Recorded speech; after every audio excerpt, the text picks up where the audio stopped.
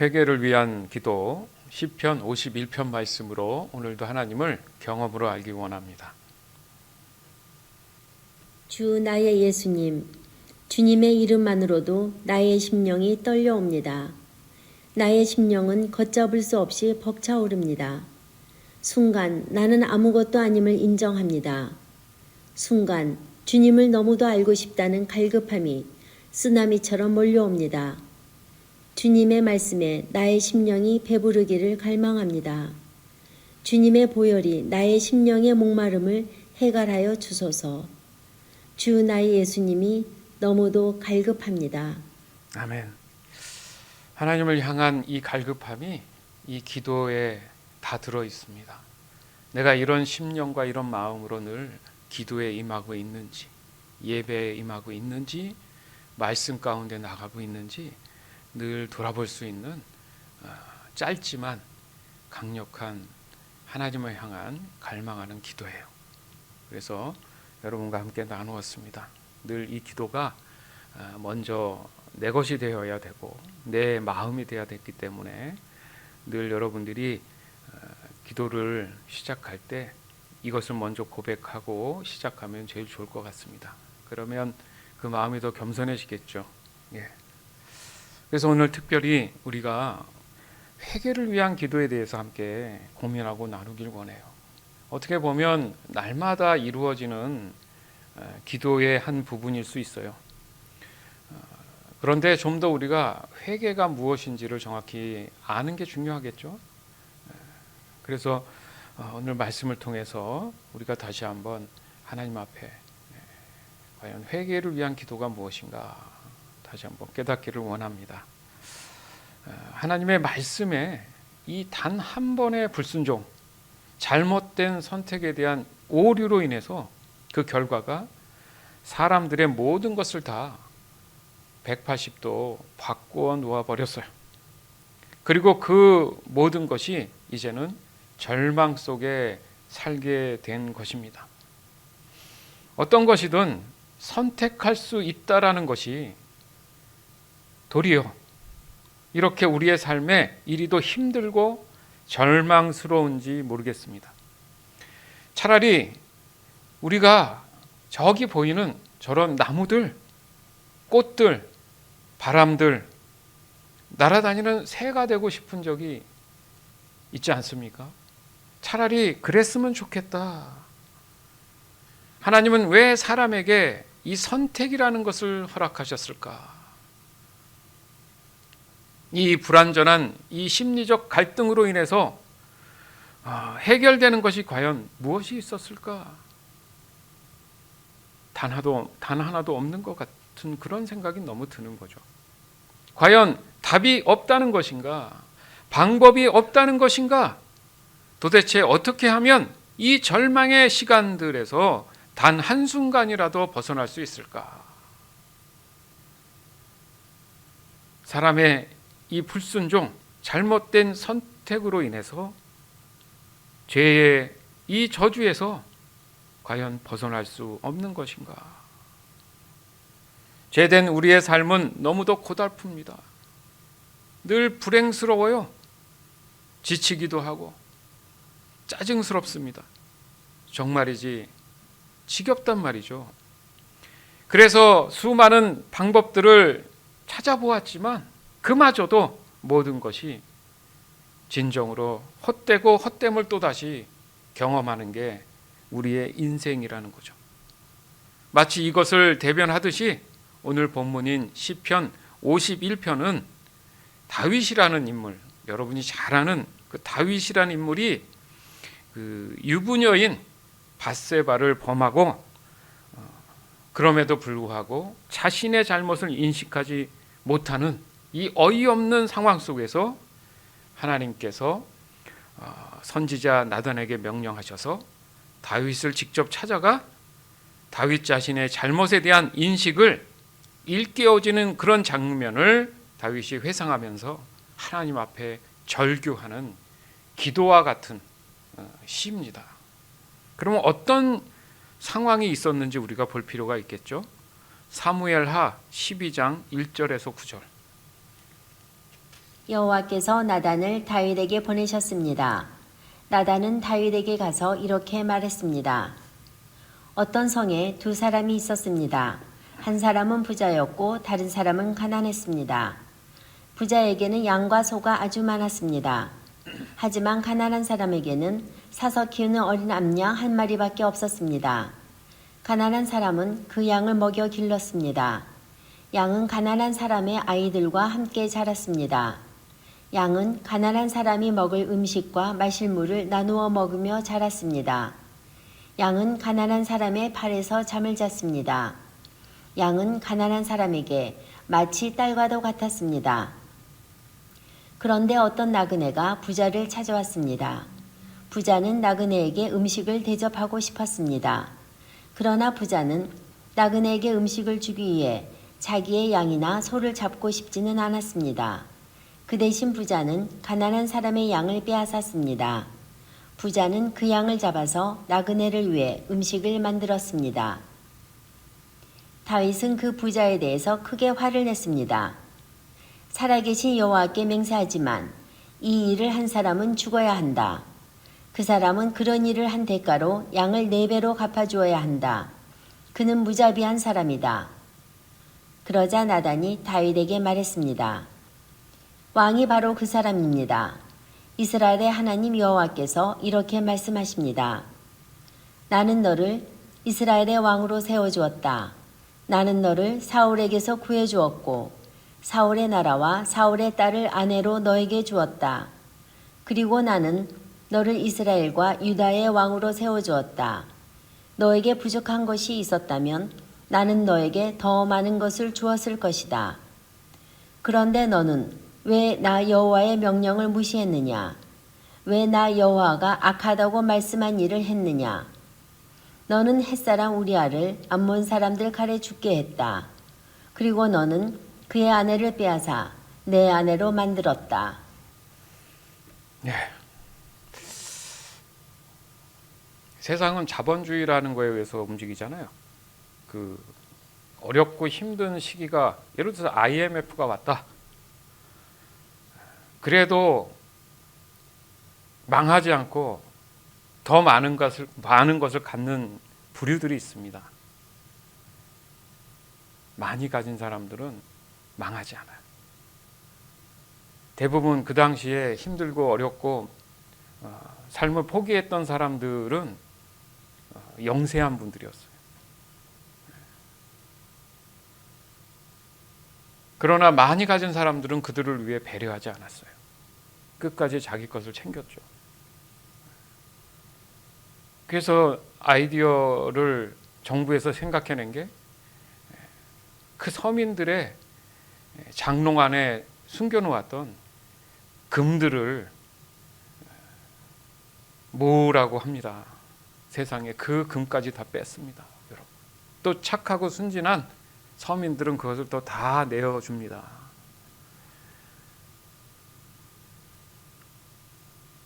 그래서 어떤 결과가 왔어요?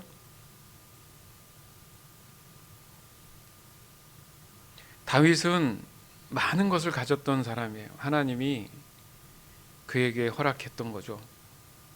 왕이잖아요, 왕.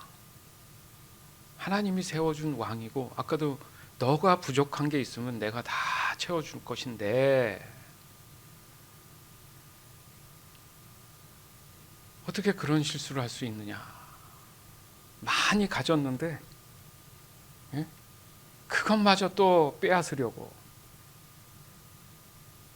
완벽한 범죄를 위해서 그 아내의 남편을 그 전쟁 중에 최전방에 보내서 죽게 만듭니다. 이게 뭐 하는 짓이죠? 그런데 어때요? 몰라요, 자기가 뭘 잘못했는지. 비슷한 상황을 설명하니까 그런 자는 죽여야 된다고 하는. 얼마나 이게 황당한 일이 벌어진 겁니까? 누구예요, 이 사람이? 여러분 잘 아는 다윗이에요, 데이빗. 하나님은 분명히 말씀하시죠. 너는 왜 나 여호와의 명령을 무시했느냐? 왕한테 도대체 뭘 무시할 수 있는 일이죠? 왕의 자리면 다 빼앗을 수도 있지 않아요? 누가 뭐라 합니까? 근데 하나님은 그것이 하나님의 명령을 무시했다고 표현해. 무시했다. 여러분은 하나님 말씀 무시하고 살지 않습니까 혹시? 저는 안 그런가요 혹시? 이 말씀 보면서 저도 느끼는 거예요. 내가 과연 하나님을 무시하고 있나? 무시한다는 말 알잖아요 여러분. 표현을 그렇게 하셨잖아요.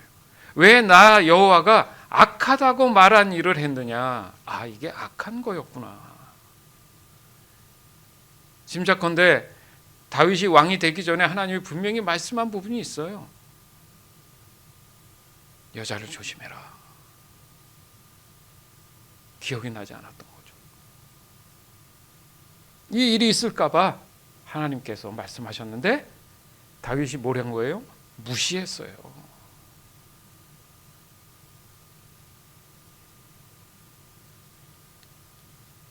여러분이 알고 있는 다윗은 누굽니까? 늘 믿음의 조상, 또 하나님을 사랑했던 사람 중 하나님의 사람으로서의 명단에 늘 등장하는 인물이 누구예요? 다윗입니다. 다윗은 그때 그 당시에 백성들 입장에서는 정말 존경받는 영적 지도자였어요. 사실 그 사실을 알고 있었던 측근들이 있었겠죠. 왕이니까. 그러나 그 측근들 또한, 충성스러운 부하들 또한 황당했을 것 같아요. 왕이 저런 분이 아닌데 왜 저런 실수를 하시지? 말은 못하고.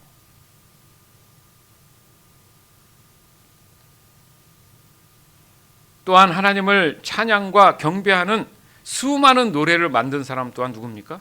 다윗이에요. 그러나 자신의 잘못을 인식하지 못한 그는 나단 선지자의 이야기를 듣고 뒤통수를 마치 세게 맞은 것처럼 충격에 빠집니다. 무슨 말입니까? 너무 막 나가다 보니까 자기가 뭘 잘못했는지 못한 그런 상태까지 가버렸던 자기 자신을 발견합니다. 땅을 치고 식음을 전폐하며 눈물로 하나님께 매달립니다. 과거에 이스라엘의 왕들을 보면 이렇게까지 눈물로 하나님께 매달리지 않잖아요. 그게 좀 다르다는 거죠. 그 이후로 절대 다윗은 죄악 가운데 돌이키지 않았어요. 그게 다르다는 거예요, 지금. 그렇지 않습니까? 자신이 여태 쌓아왔던 하나님과의 친밀한 관계, 자신의 인생이겠죠. 그리고 자신에게 주어졌던 이 나라가 망하면 큰일 나는 거 아니에요? 하나님이 주셨던 그 일들, 사역이라고 할 수 있는 일들, 그리고 하나님이 허락했던 그 후손들을 향한 복된 약속들, 그 모든 게 지금 날아가게 생겼어요.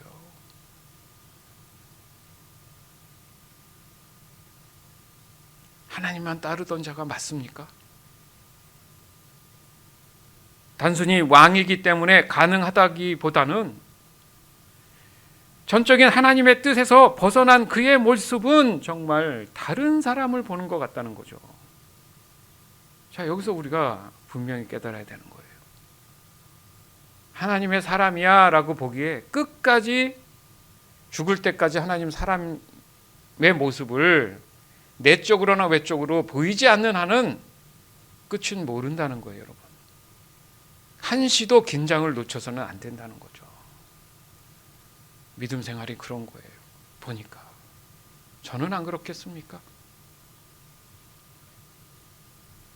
제가 사역하는 일들, 눈앞에 보여지는 펼쳐진 이 환경들 속에 저는 갈등 안 해요? 저는 무슨 목석이에요? 저나 여러분이나 똑같아요. 똑같은 신앙적 믿음적 갈등 합니다. 하나님이 이 본문 말씀을 통해서 이미 보여주시는 것 때문에 저는 그런 결과가 오겠구나. 그럼 결과를 내가 생각하면 어떻게 해야 하는지, 무엇을 해야 하는지 하나님께서 말씀하시는구나. 그것을 그냥 적게나마 인식하고 안 그러려고 내 믿음을 지켜내려는 그냥 하루하루의 숨막힌 노력뿐인 거예요.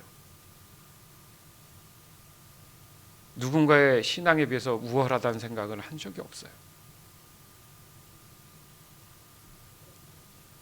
오늘 이 본문 말씀이 그걸 얘기하잖아요.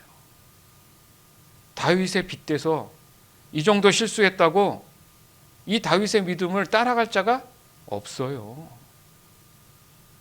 감히 판단할 수도 없어요. 왜 사람이 어떻게 저렇게 얘기할 수도 없어요. 왜? 제 생각으로 저도 그렇고 그나마 다윗보다 못한 게 우리다, 나다, 이런 생각 저는 합니다.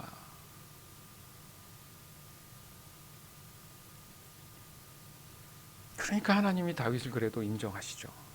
그래서 결과적으로 남유다를 더 하나님 앞에 쓰임받고자 후손들을 위해서 세운 사람이 솔로몬이잖아요.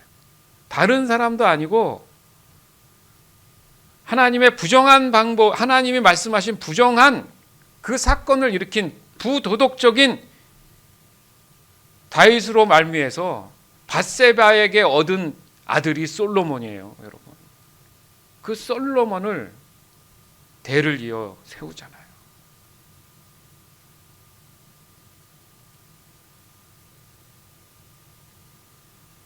마치 아담이 처음 불순종했던, 그래서 사람에게 절망을 안겨줬던 것처럼 다윗도 이같이 잘못된 그런 반복을 보이고 있다는 거죠.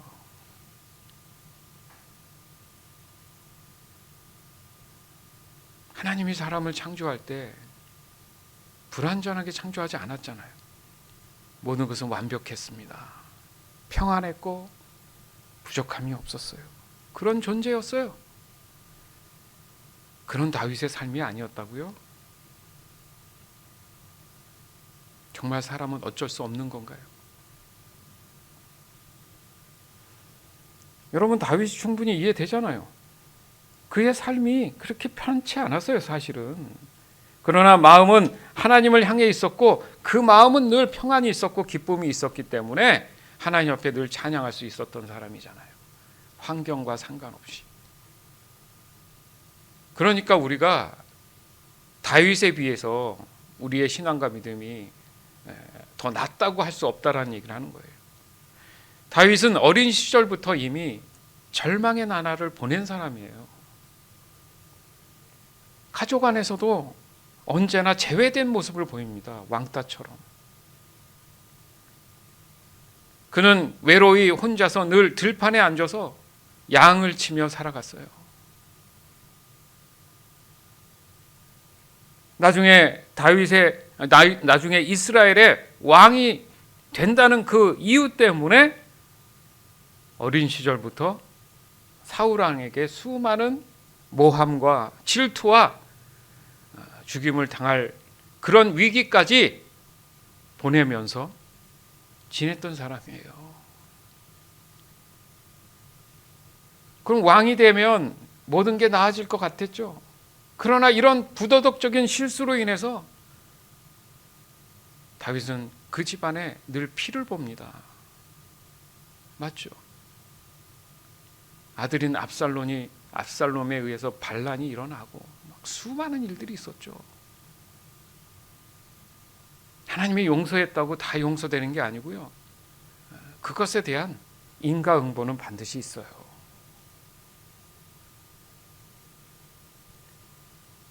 그러니 얼마나 내가 믿음을 지켜내는 일이 내 개인에 끝나지 않는다는 이 문제가 여러분 책임감을 더 느껴야 된다는 겁니다. 왕이 된 그 이후의 일상도 40년이 넘도록 자신의 주변은 늘 절망의 연속이었어요. 늘 머리가 사실은 아프고 고뇌고 차라리 이게 안 하면 못하다는 생각을 하면서 살아간 사람이 다윗입니다, 사실. 그럼에도 불구하고 그가 가졌던 게 뭡니까? 늘 하나님을 놓지 않으려고 했던 그거 하나 보는 거예요.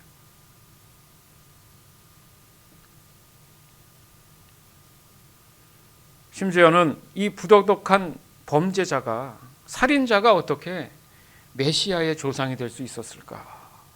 정말 납득이 안 가는 내용일 수 있어요.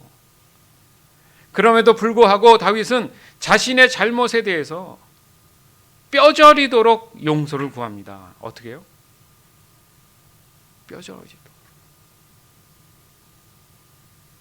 뼈저리도록.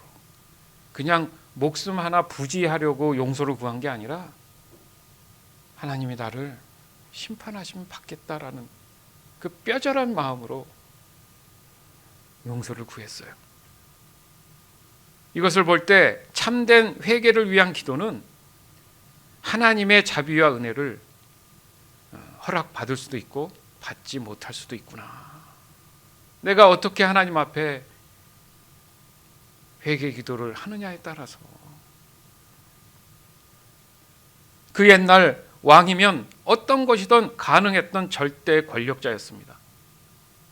그냥 육신의 삶에 하나님 말씀을 다 무시하고 자기 마음대로 자기 뜻대로 살았던 왕들이 얼마나 많았는데요. 자기도 그렇게 하면 육신의 삶은 어땠을까? 안위와 쾌락에 그냥 마냥 살 수는 있었겠죠. 근데 다윗은 그게 아니었죠. 내가 왜 이렇게 됐지? 나 예전엔 안 그랬는데. 돌이킨 거죠.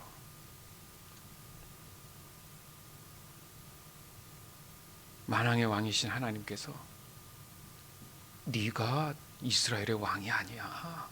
너 착각하고 있구나. 내가 너를 세운 거잖아. 잊었니? 네 스스로 구원받았나? 그 얘기죠. 저희한테도 오늘 묻습니다. 저와 여러분에게 묻잖아요. 너 스스로 구원을 얻었어? 내가 너를 찾아와서 내가 너를 구원했는데 너는 뭐가 그렇게 잘났다고 너의 교만과 오만과 아집으로 여전히 나를 무시하고 있느냐, 이렇게 말씀하실 수 있다는 거예요.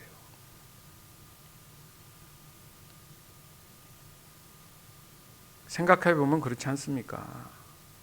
다윗이 왕이 된 이후로 모든 사람이 왕의 어떤 명령이나 행동이나 감히 입도 뻥끗 못했던 것이 현실이 아니었을까요? 그 당시에? 맞잖아요. 그러니까 어느 순간부터 자신이 하나님이 되어가고 있었는지 몰라요. 그러니까 인식을 못했죠. 자기가 뭘 잘못했는지. 그러니까 우리가 성경을 보면 이렇게 한 절 한 절 한 시간이나 몇 시간 안에 다 읽을 수 있는데, 늘 말씀드리지만 그 시간 타임에서 보면 짧은 세월이 아니잖아요. 그러니까 다윗도 그 잘못을 범하였을 그 전의 세월이 어떻게 보면 아무 문제 없이 지냈던 거죠. 그렇죠? 그 마음에 올라오는 육신의 그 욕망이 표출되는 그 시기까지 왔다는 것은 상당히 어떤 것이 진행된 상태잖아요. 다윗의 마음에 심리적으로. 그죠? 그러면 생각할 수 있는 거죠. 아마도 다윗은 하나님에 대한 그 갈급함, 그 예전에 가졌던, 힘들고 어려웠을 때 늘 흔들리지 않고 차라리 그때가 좋았죠. 그러면 많은 것을 하나님 진짜 복 주셔서 누리고 있습니다. 그게 자기한테는 안 좋은 거였죠. 그러면 차라리 옛날 힘들 때마다 하프를 키면서 하나님께 찬양하고 그 마음을 하나님과 늘 동행했던 때가 차라리 나았죠. 집이 없어서 맨날 도망 다니며 광야에서 언제 죽을지 몰라서 제가 볼 때는 불면증까지 걸렸을 것 같은데, 그 세월들을 늘 하나님을 붙잡고 살았던 그 세월이 차라리 낫죠. 앉아서 말 한마디면 사람 죽일 수도 있고 살릴 수도 있고 이 세상 천지의 모든 것을 다 가질 수 있고 그게 차라리 편한 것 같은데 가장 중요한 하나님을 잃어버렸다는 거예요, 여러분. 아시겠습니까? 환경은 힘들어도 잃어버리지 말고 빼앗기지 말아야 될 게 있다는 얘기죠. 그게 누구십니까? 하나님이잖아요.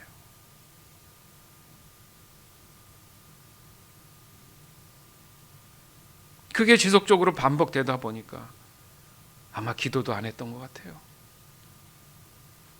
게을러지고 편해지니까 기도도 안 해요. 그 하나님 앞에 예배가 온전하겠습니까? 마음의 감격이 점점 없는 거예요. 무뎌지는 거예요. 그냥 형식적으로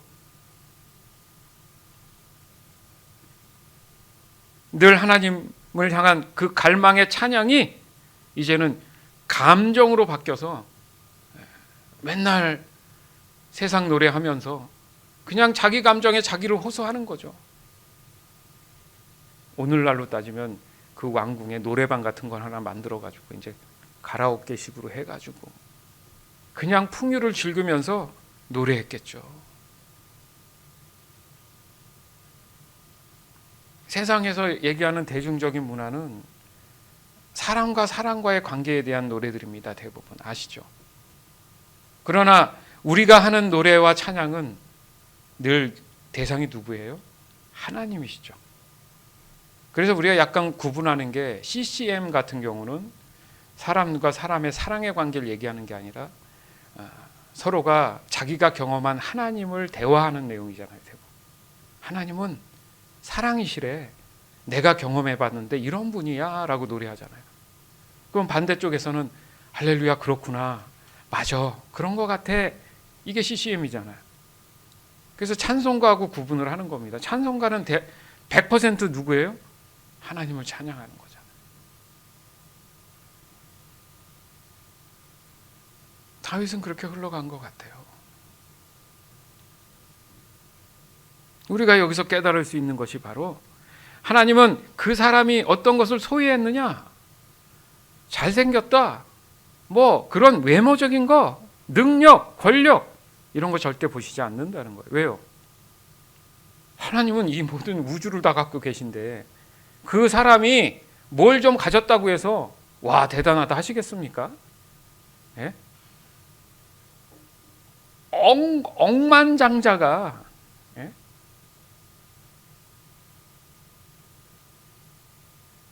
한 10만 불 가진 사람을 부러워하겠어요? 도리어 거꾸로 얘기하잖아요. 지금 나단 선지자가 와서 억만장자 가진 사람이 10만 불 가진 사람 걸 빼앗으려고 한대잖아요. 여러분.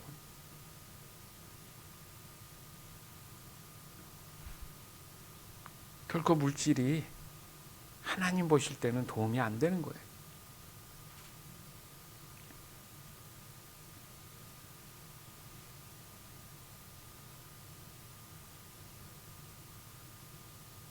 하나님이 보시는 것은 우리가 잘 알지만 하나님의 은혜가 있는 그 기도의 자리, 예배의 자리, 찬양의 자리에 늘 갈급함을 가지고 사모하는 거잖아요. 제 얘기입니까? 이건 시대적인 거예요. 이번 주에도 목사님들 만나서 얘기해 보니 그 얘기가 또 시대적으로 이제 무슨 대형 교회니 뭐 사람 이로 하나님 진짜 원하시는 것 같지 않다. 그것이 신앙적으로 도움이 안 되더라.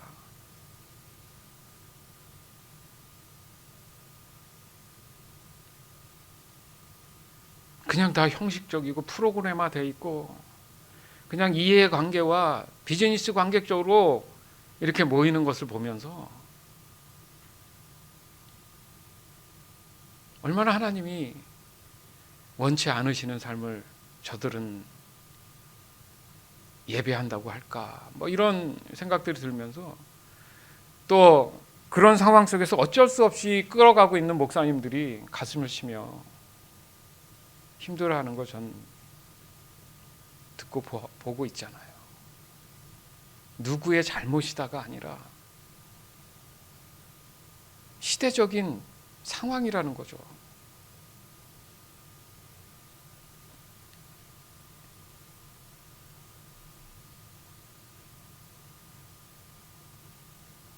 그렇지 않고 시간이 갈수록 하나님에 대한 그 마음의 갈망함이나 갈급함이 식어버리면 또다시 죄의 본성이 어김없이 또 찾아와서 그 마음을 훅 뺏어버리더라는 거죠.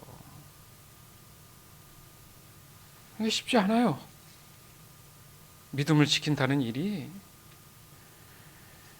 여러분 잘 아는 원죄라는 의미, 애시당초 처음에 하나님을 거부하고 불순종했다는 거, 이것은 이미 사람이 죽음을 전제로 태어났다라는 것을 우리가 얘기했잖아요. 그렇다고 해서 나의 원죄를 회개한다고 해서 끝나는 문제가 아닌 게 아직도 여전히 육신의 삶, 죽어에 대한 전제, 이 육신의 삶에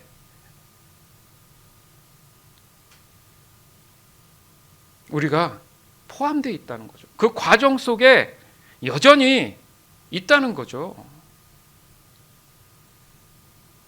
그렇기 때문에 또다시 이 과정 시간 안에는 원죄의 그 상태로 다시 돌아갈 수 있는 가능성 또한 분명히 성경은 언급하고 있어요. 아예 없는 게 아니라 언급을 하고 있단 말이에요. 여기서 알 수 있듯이 적어도 회개는 원죄에 대한 의미를 우리가 말한다고 했죠. 같은 의미에서도 믿음을 지키는 일에 있어서 또다시 원죄로 인한 그 절망에 대한 내용들을 다시 돌아갈 수 있다라는 것 또한 같이 동시에 얘기하고 있다라는 얘기예요. 그렇게 본다면 이 회개라는 의미도 사용할 수 있지만은 좀 더 정확히 말하면 용서를 구한다는 말이 사실은 맞죠. 그러니까 다윗이 하나님께 한 건 용서를 구한 거죠. 구원의 문제가 아니었기 때문에. 그죠? 그것은 부도덕한 또 살인에 대한 문제잖아요. 그러니까 쉽게 얘기해서 십계명을 잘 지킨다고 해서 구원받습니까? 우리가 누굴 믿어야 구원받는 거죠? 예수님을 믿어 구원받는 거죠. 율법, 내가 착하게 살고 어떤 규칙을 잘 지켜서 구원받는 게 아니잖아요.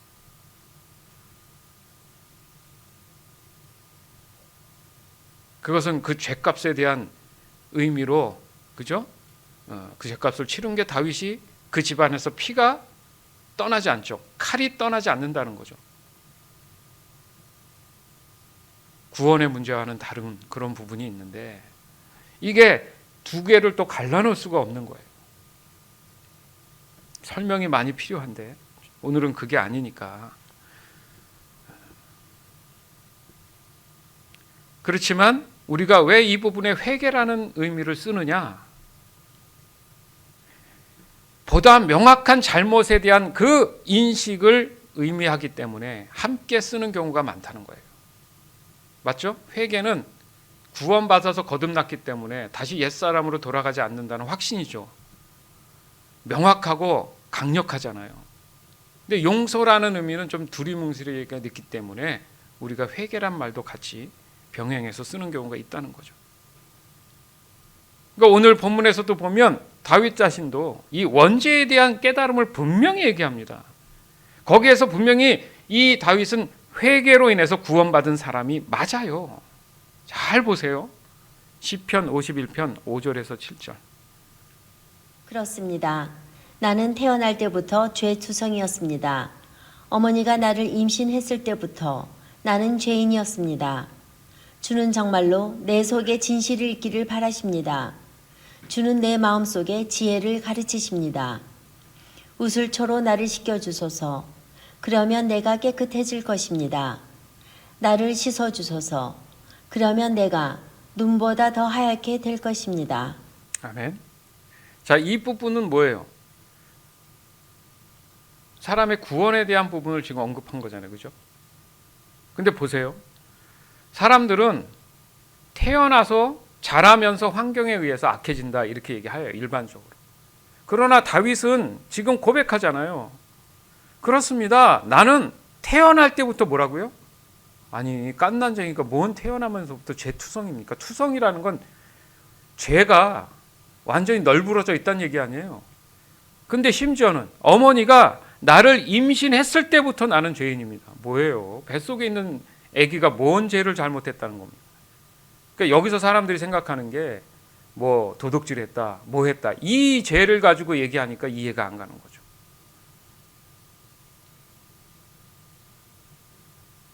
다윗이 성령으로 잉태했습니까? 어머니가 계셨죠. 그럼 그 어머니 계속 있겠죠. 그의 위에 조상 첫 번째가 누구라고요? 하와잖아요. 죄에 대한 유전이 계속 이어졌던 거죠. 원죄의 문제. 좀 더 다윗이 쉽게 설명하기 위해서 얘기하는 거예요. 주는 정말로 내 속에 진실이 있기를 바랍니다. 왜 이 얘기를 했느냐? 또 주는 내 마음에 지혜를 가르치소서. 그것은 그 7절에 보면 우슬초가 나와요. 갑자기 우슬초로 나를 깨끗이 씻기지? 뭐가 생각이 나야 됩니까? 애굽에 있을 때 하나님이 그러시죠? 모세를 통해서 문지방에 우슬초에 정결한 어린 양의 피를 발라서 발라라. 예전에는 이제 지금처럼 문지방 개념은 아니지만 어쨌든 들어가고 문 이렇게 그 문을 이렇게 단단하게 이렇게 해줘야 되는 테두리가 있을 거 아닙니까? 그러니까 말하자면 거기에 우슬초라는 그런 나뭇가지를 이용해서 거기에 어린 양의 피를 묻혀서 이렇게 발라놓는 거예요. 그러면 그 집안에 죽음의 영이 이렇게 지나가면서 그 죽음의 영이 쭉 가다가 어느 집에 머물렀을 때 보죠. 하나님이 명령하셨던 그 피가 발라진 집은 이 집은 아니구나 넘어가요. 그거 우리가 잘 아는 유월절이란 말이에요. 유월. 넘어갔다. 그렇죠? 그래서 이스라엘의 절기 중에 가장 중요한 게 유월절이잖아요. 왜 유월절을 하나님이 알려주셨습니까? 누가가 생각나요? 예수 그리스도의 보혈의 피가 생각이 나죠. 미리 그렇게 하나님께서 예언하셨잖아요. 구원으로 십자가에서 피를 흘리셨던 그 피가, 그 보혈의 피가 여러분의 마음 안에, 여러분의 마음의 문에 예수님으로 인해서 그 예수님의 어린 양의 피, 예수님의 피를 묻혔을 때 여러분이 죽음에서 넘어서는 겁니다. 다윗은 그걸 알고 있잖아요. 나를 씻겨 주시옵소서. 내가 깨끗해질 것입니다. 나를 씻겨 주소서. 그러면 내가 눈보다 더 희게 되겠습니다. 눈보다 더 희게 된 게 뭐예요? 정결해졌다. 그것은 세상에서 벗어나 구별됐다. 거듭났다.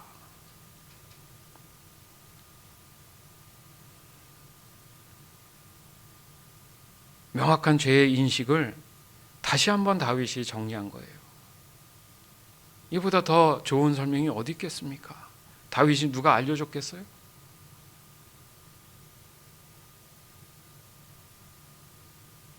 그래서 6절에 그 속의 진실, 내 마음속의 지혜, 누구 얘기하는 것 같아요, 이게요?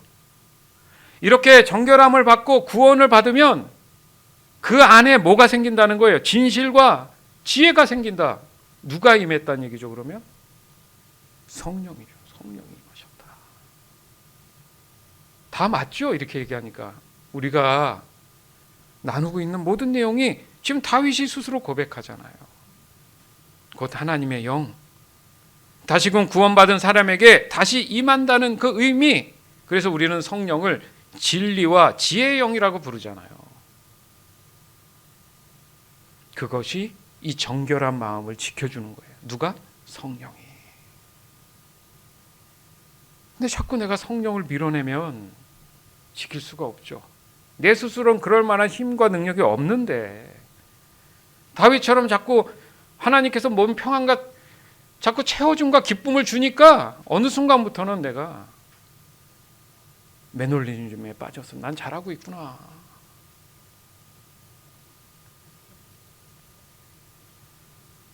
그럼에도 불구하고 다윗은 그 육신의 삶을 살면서 죄악들로 인해 또다시 그 죄악의 마음을 빼앗기는 치명적인 실수를 한 거예요. 저와 여러분은 안 그럴 것 같습니까?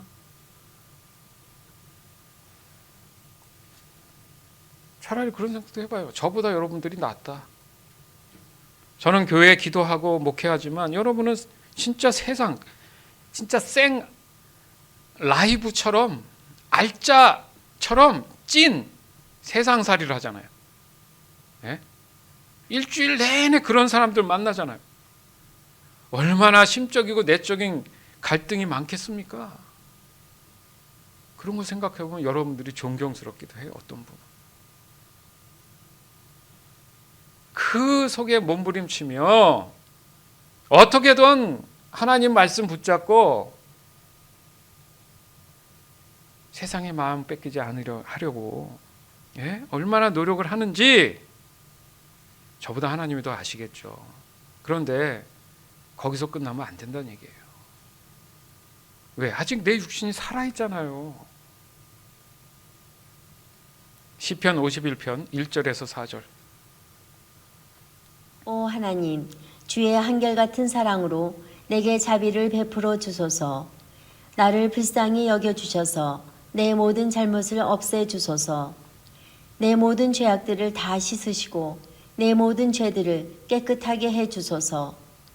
내가 저지른 잘못들을 알고 있으니 내 죄가 항상 내 앞에 있습니다.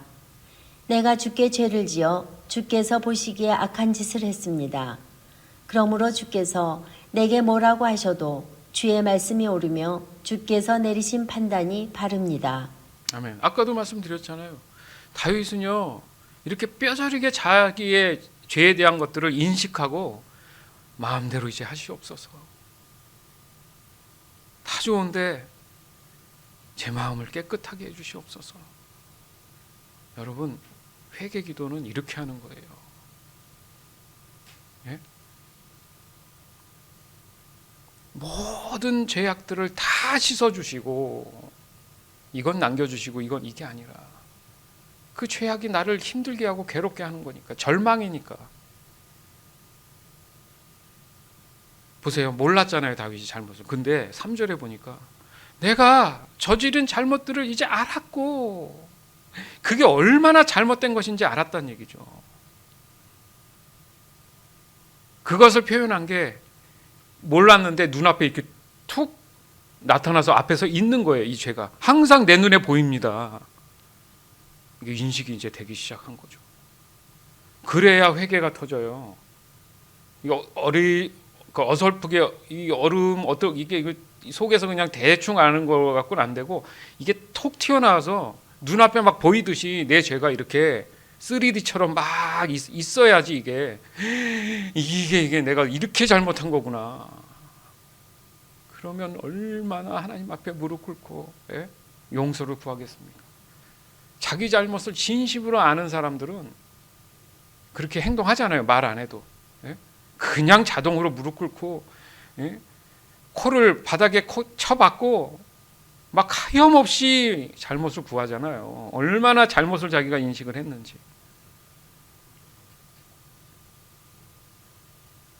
그러면서 주께 죄를 지어 하나님께서 보시기에 악한 짓을 했습니다. 자신의 잘못에 대한 이 죄악으로부터의 용서를 구하는 것은 그 마음을 완전히 다 돌이키려는 그 목숨 건 갈급함에서 해야 한다는 사실을 오늘 우리가 깨닫게 됩니다. 그러니까 자신이 또다시 반복하고 있다. 이건 진심으로 용서를 구하는 게 아니라는 거죠.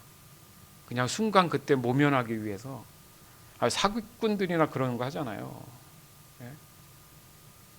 그 순간 모면하기 위해서 했다가 돌아서면 또 하나님 모르실 것 같습니까? 그렇지 않으면 어떻게 해요? 절대 하나님의 이 한결같은 사랑의 자비가 허락되지 않는다는 거죠. 그렇기 때문에 다윗이 첫 번째 하나님께 얘기했던 게 오 하나님, 주의 한결같은 사랑으로. 그러니까 다윗도 그렇고 하나님이 사람을 향한 그 사랑은 똑같다는 거예요. 한결 움직임이 없으시다는 거죠. 문제는 뭐예요? 내가 불완전해서. 따라서 용서를 구하는 이 회개를 위한 기도는 반드시 하나님의 자비가 나에게 실제적으로 임하고 있는지, 임했는지를 늘 확인하는 게 매우 중요하구나. 이거 중요한 얘기였습니다. 그러니까 결과를 확인도 안 하고 자신의 어떤 잘못들만 나열하고 끝나는 기도는 여전히 그 죄는 그대로 있는 거잖아요. 그냥 이렇게 내가 이랬습니다 저랬습니다 하고 그냥 그 얘기만 하고 가면 하나님 뭐라 야 잠깐만 그랬어? 뭘 어떻게 이 얘기는 듣지 않고 이랬어요 하나님? 그럼 그게 여전히 그냥 그게 그 자리에 있는 거잖아요. 쉽게 설명해서 그 여전히 그 죄로부터 내가 깨끗함을 받지 못한 상태잖아요. 그러니까 나가면 또 여전히 반복할 수밖에 없는 거죠. 왜? 내게서 깨끗해지지 않았으니까, 사라지지 않았으니까. 그게 남아 있는 거죠, 그 마음에. 이상한 게 아니에요. 다윗의 이 절박하고 갈급한 뼈저리는 이 하나님을 향한 회개의 기도가 있지 않으면 불가능하다는 얘기입니다. 그러니까 여기서 중요한 것은 회개를 위한 기도라면 반드시 내 스스로도 자신이 하나님으로부터 용서의 은혜를 받고 있음을 입으로 시인하고 고백하게 돼야 된다는 거죠. 시편 51편 8절에서 13절. 내 귀에 기쁨과 즐거움의 소리가 들리게 해주소서. 주께서 꺾으셨던 내 뼈들이 즐거워하게 해주소서. 내 죄에서 주의 얼굴을 돌리시고 내 모든 죄를 없애주소서. 오 하나님, 내 속에 깨끗한 마음을 만들어주시고 내 안에 올바른 마음을 새롭게 해주소서. 나를 주 앞에서 쫓아내지 마시고 주의 성령을 내게서 거두어 가지 마소서. 주의 구원에 대한 기쁨을 내게 다시 주셔서 내가 주께 순종하게 하소서. 그러면 내가 나쁜 일을 하는 사람들에게 주의 길을 가르치겠습니다. 그렇게 되면 죄인들이 주께로 돌아올 것입니다. 여러분 못 느끼세요? 절규하잖아요.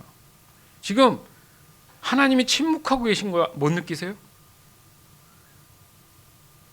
그 전만 해도 내 귀에 기쁨과 즐거움의 소리가 늘 들렸어요. 예? 뼈마디가 지금 다 아플 정도인 것 같아요, 다윗이. 제발 좀 제 죄를 없애주시옵소서. 너무 힘든 상황이에요, 지금. 근데 예전인 그 기억이 생각이 나는 겁니다, 지금. 마음에 평안이 있었던. 그러니까 여기서 보면 오 하나님 하는 거 보니까 이 표현이 뭡니까? 간절하다는 거죠. 제발 하나님 이러는 거잖아요. 과거에 지난 내 속에 깨끗했던 그 마음들을 다시 돌려달라고, 새롭게 다시 돌려달라는 거잖아요. 지금 주 앞에서 쫓아난 상태인 것을 11절을 보면 알 수 있어요. 그 안에 그 사람, 그 다윗 안에 지금 성령이 일하시지 않는 것을 느끼고 있다는 거죠. 그러니까 주의 성령을 내게서 거두지 마옵소서. 자신은 성령을 통해서 살았던 거예요, 여태.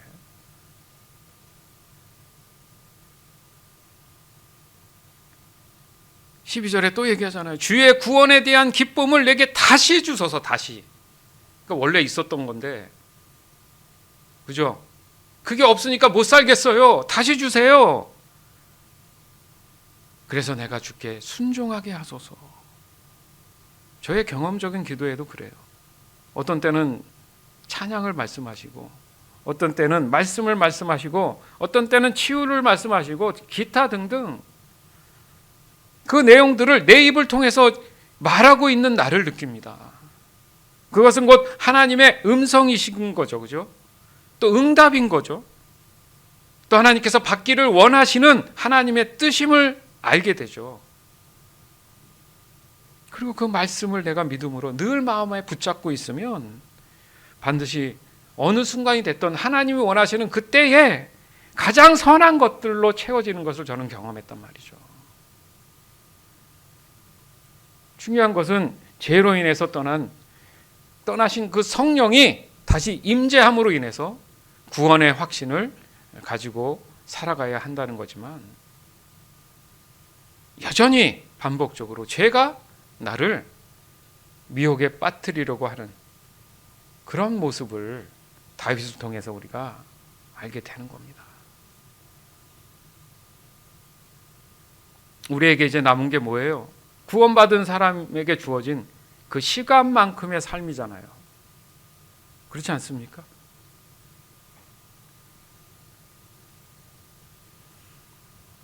그렇기 때문에 성령이 내 안에 오셔야 순종도 가능한 거예요. 성령이 없이 우리는 순종할 수 없어요. 반대로 얘기하면 내 순종이 온전하지 않다는 것은 아직도 여전히 내 판단과 내 선택에 의해서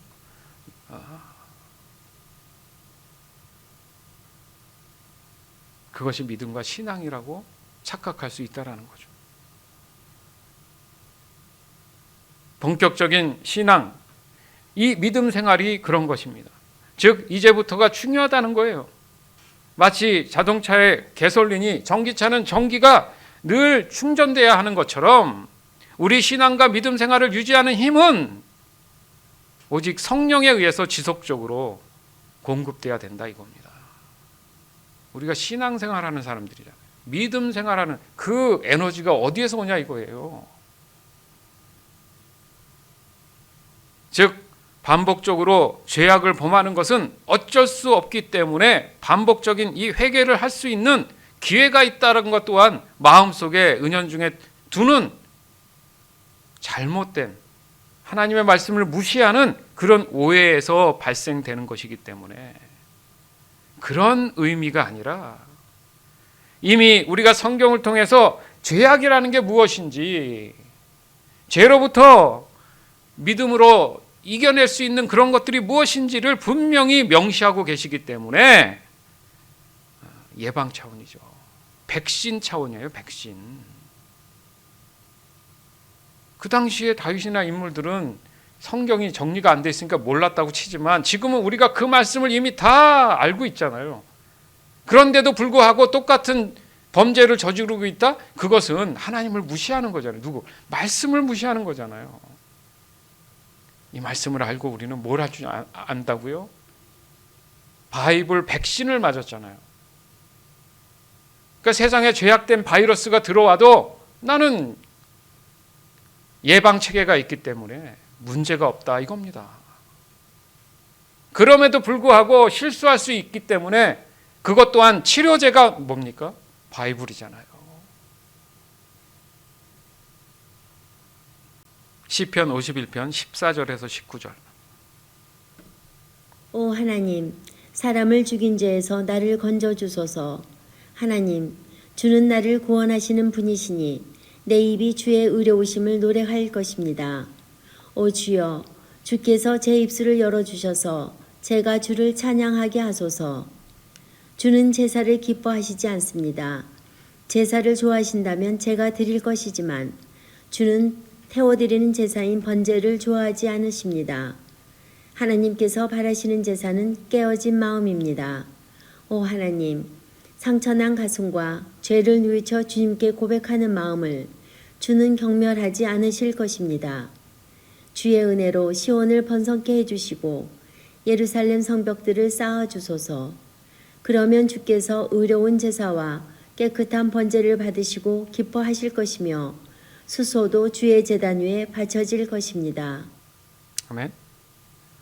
다윗이 아마 열심히 행위적인 제사는 했나 보죠. 근데 여태 하나님이 받으신 게 아니구나. 받으신 게 아니구나. 깨달은 거죠. 뭐 때문에? 오 하나님, 사람을 죽인 죄에서 나를 건지소서. 하나님이 허락하신 살인이 있고요, 허락지 않은 살인이 있다. 이해되시죠? 중요한 게 뭡니까? 똑같은 살인인데 하나님이 허가해야 그것은 정의로운 거예요. 그러니까 하나님께 우리가 어떤 판단도 선택도 할 수 없는 거예요. 이거를 내가 깨달으면 더 하나님을 의지할 수 있고요. 내 삶에 세상을 향해 흔들림이 결코 찾아오지 않습니다. 하나님이 바라시는 제자가 뭐라고요? 깨어진 마음. 뭐 상한 마음으로 이제 번역된 것도 있는데 저희는 이제 보는 게 쉬운 성경이니까 계속 다윗은 오 하나님, 오 주여. 지금으로 따지면 뭡니까? 주여. 이 뜻이에요. 오라는 표현을 했잖아요. 오 주여 주여. 부르짖었겠죠. 목이 쉬도록 심령이 막 찢어지도록 살려달라고 살려달라고. 여러분 그렇게 기도합니까? 네? 그렇게 한번 기도하신 적 있죠, 과거에. 왜 그게 식었죠? 그때는 죽을 것 같았는데 지금 살만합니까? 그래서 그럴까요?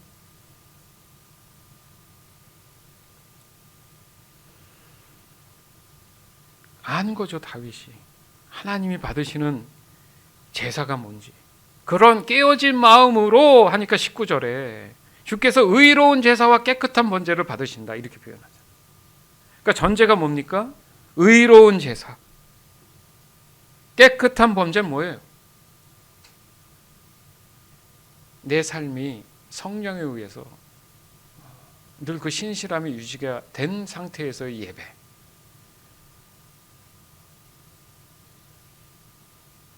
좀 더 마음을 열고 이렇게 해야 되는구나. 여러분 조금 더 하나님께 가까이 가시길 바라요. 우리 믿음 신앙생활하는 사람들 아닙니까? 그렇죠? 제대로 해야죠. 제대로. 사랑하는 여러분, 하나님께서 바라시는 예배는 깨어진 마음입니다. 즉 나를 부인하는 거죠. 하나님을 인정하는 거죠. 하나님 말씀에 전적으로 순종하는 거죠. 그래서 여기서 깨어진다는 그 마음이라는 것이 바로 자신은 늘 죄악으로 인해서 마음을 뺏길 수 있는 가능성이 높음을 사실상 인정하는 마음이에요. 그러니까 가장 안전한 곳이 하나님 품이다. 이걸 늘 인정하는 거예요. 그것이 진행되면서 그 마음 안에 더 이상 죄악이 이끌지 못하게 하고 오직 성령의 인도하심을 받고 있는 그 마음을 유지하게 하는 것, 그런 의미를 갖고 있는 거예요. 그래서 성령을 내게서 떠나지 말게 해 주시옵소서. 성령이 없이는 순종할 수 없다라고 지금 얘기하잖아요. 즉 회개를 위한 기도는 그 마음이 하나님 앞에 완전히 깨진 그 상한 심령이 있어야 한다는 겁니다.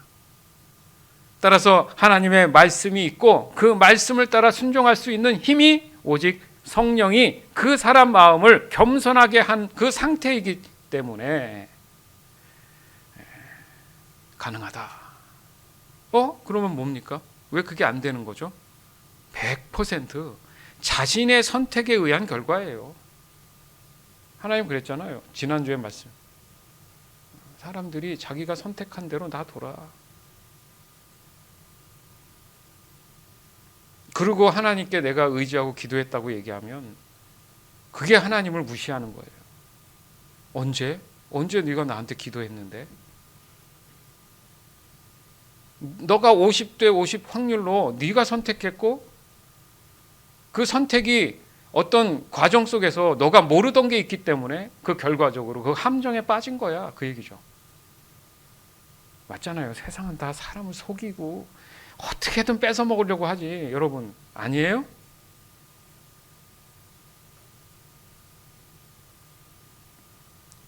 기도가 잘 안 된다고요? 기도를 방해받고 있다고요? 예배가 잘 안 된다고요? 예배를 방해받고 있다고요?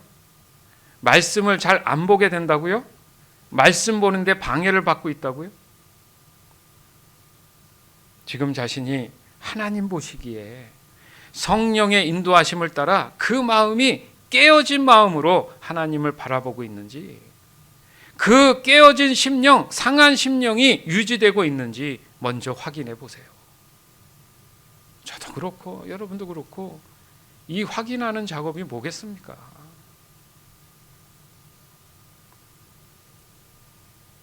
왜냐하면 모든 것이 순조롭게 이루어지고 있다는 것은 곧 하나님이 그 사람 마음 안에 평안과 기쁨을 가득 채워주시기 때문에 기도가, 예배가, 또 말씀의 그 갈급함이 늘 차고 넘치고 있음을 알 수 있기 때문입니다. 사람은 누구든 실수할 수밖에 없는 절망의 삶에 속해 살아가고 있는 거 맞아요. 부인할 수 없는 사실입니다. 그러나 저와 여러분은 더 이상은 절망한 삶을 추구하지 않아도 되는 그런 삶을 가진 거듭난 하나님의 자녀임을 저는 확신합니다. 근데 세상 사람처럼 똑같이 살아서는 우리 안 되잖아요.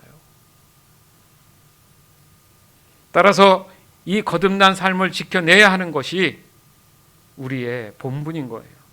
여러분, 얼마 남지 않았어요. 이게 뭐예요? 예수님이 오시는 그날도 그날이지만 우리의 육신의 삶이 얼마 남지 않았어요.